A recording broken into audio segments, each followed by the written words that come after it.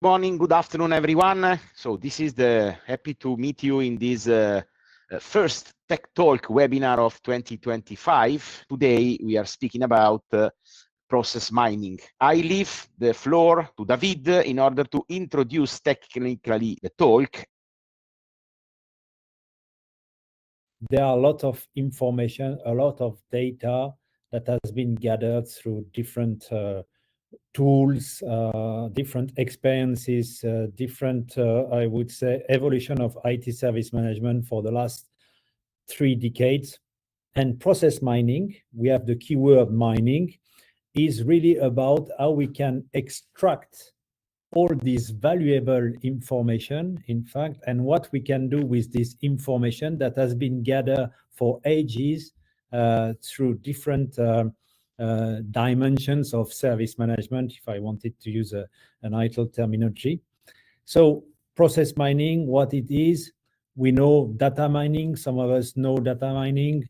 We know processes in IT service management, how we connect process with mining, how we mine information from process, why we do all that, how it works in reality, and we will have a lot of examples. The idea of this tech talk is really not to have a very theoretical presentation. That's why we have very good experts in their fields, which will really show you concrete case in their own experiences. So processes are wildly different between manufacturing and services. And unfortunately, most modern management theory fundamentally deals with manufacturing. So why is it so different? So in manufacturing, the processes are visible. You can actually see what's going on. If you have a high enough seat on the shop floor, you can see all of the workstations. And unless the work is enclosed by a machine casing, you can actually see the work that's being done on the individual case, right? So also work flows in a straight line. Manufacturing processes are very rigid. They're not people that can wander around and do whatever they want. It's a piece of work in process. It goes from station to station. Wherever we see work in process or inventory accumulating, that's what the bottleneck is in a manufacturing process. So we know immediately we try to add capacity to that bottleneck so the overall flow of the organization is improved, right? And we can actually see that in manufacturing. In services, that's completely different, right? And services are 67% of global GDP are related to services. So, the theory is lagging behind what needs to happen. And, more importantly to our conversation, this is what we've devoted all of our careers to, is the management of services. So in services, the work that we do is largely invisible, right? There might not even be paper to hand around. This might all be happening in automated information systems behind the scenes, right? So workflows and processes are a lot more variable than they are in manufacturing, right? So even with applications like ServiceNow or workflow automation, the flow of work is highly variable, right? So work might involve a customer, and there is no training or automating that makes the customer do what we want them to do.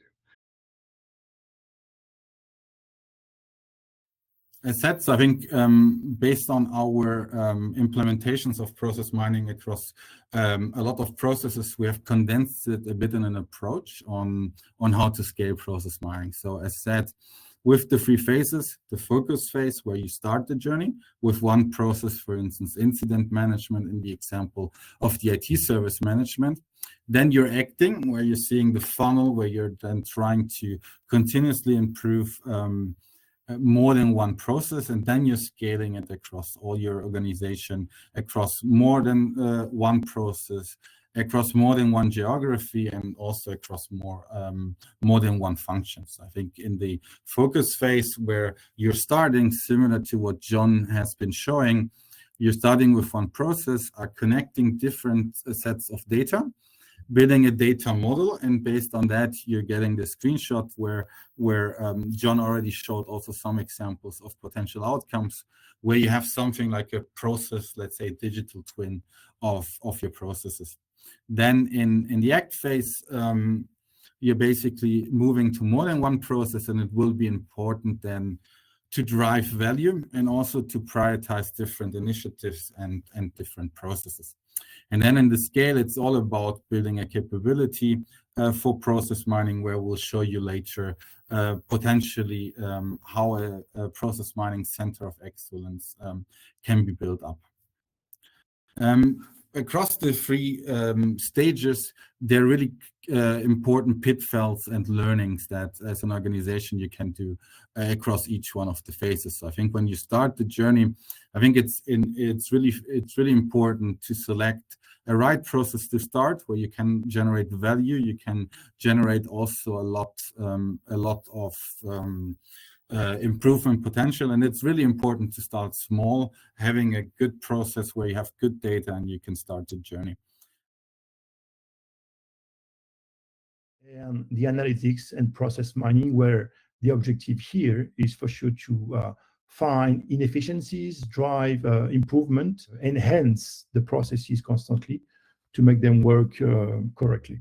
I will just a little slide that corresponds a lot to the previous one, but as you understand, when we start something, we design a specific workflow, and this is how it goes, and I'll show you in the system in a few minutes how this applies, but for sure we design the process. It goes that it looks like it goes straight to the end, but in the end, it's not that what's happening. The process goes differently, and these kind of things that we call the routes. Anyone can imagine how many routes we can have for a single one entry point and a pre-designed system.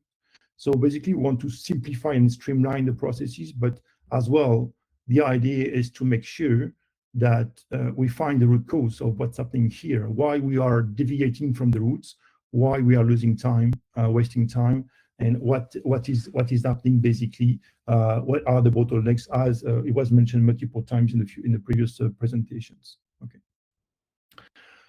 Finding the bottlenecks is usually all this starts with a analytics participation. So basically you have an indicator, a KPI that manages a specific throughput of the system.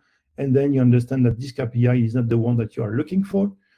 It's not on purpose. You should improve this KPI, like the length of time into two steps, or finding efficiencies into transferring information to one system to another.